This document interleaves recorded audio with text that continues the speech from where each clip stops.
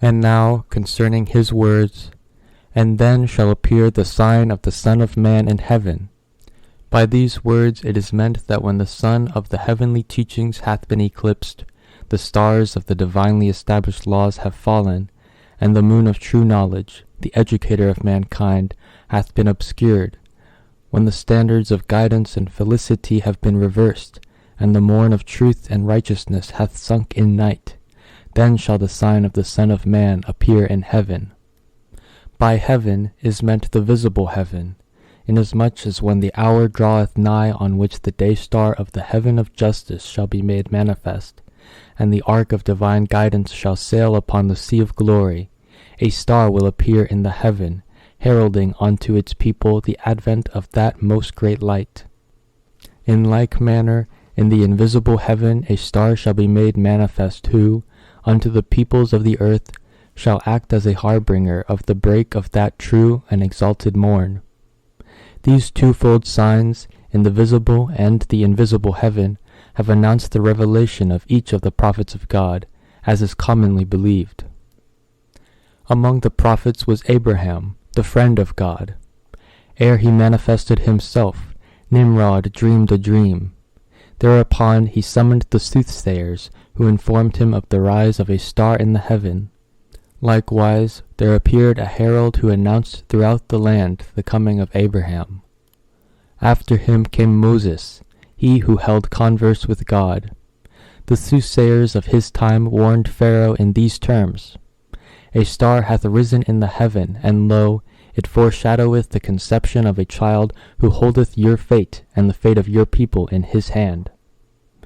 In like manner there appeared a sage who, in the darkness of the night, brought tidings of joy unto the people of Israel, imparting consolation to their souls, and assurance to their hearts.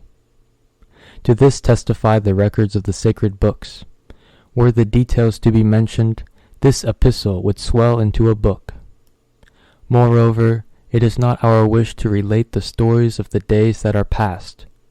God is our witness that what we even now mention is due solely to our tender affection for thee, that haply the poor of the earth may attain the shores of the sea of wealth, the ignorant be led unto the ocean of divine knowledge, and they that thirst for understanding partake of the salsabil of divine wisdom.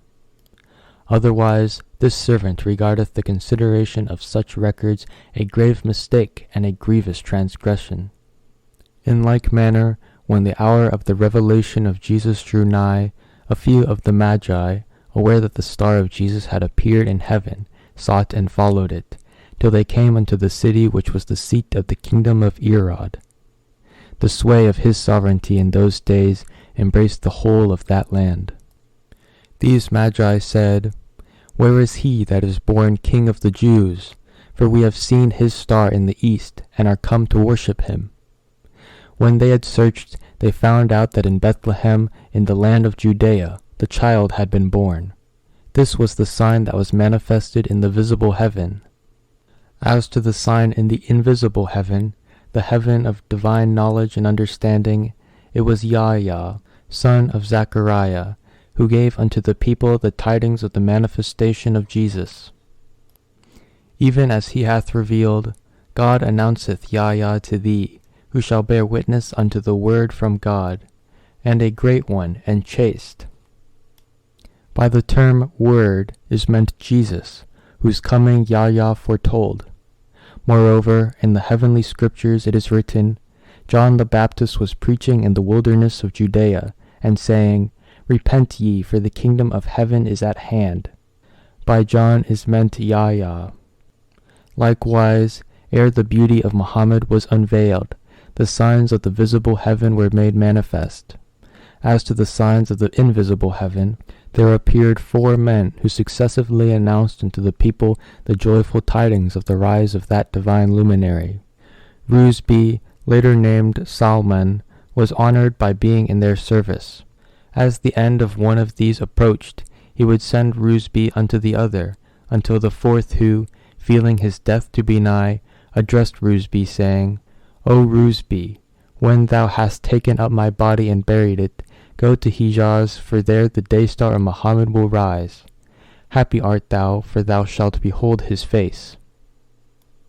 And now concerning this wondrous and most exalted cause, know thou verily that many an astronomer hath announced the appearance of its star in the visible heaven. Likewise there appeared on earth Ahmad and Kazim, those twin resplendent lights. May God sanctify their resting place. From all that we have stated, it hath become clear and manifest that before the revelation of each of the mirrors reflecting the divine essence, the signs heralding their advent must needs be revealed in the visible heaven as well as in the invisible, wherein is the seat of the sun of knowledge, of the moon of wisdom, and of the stars of understanding and utterance.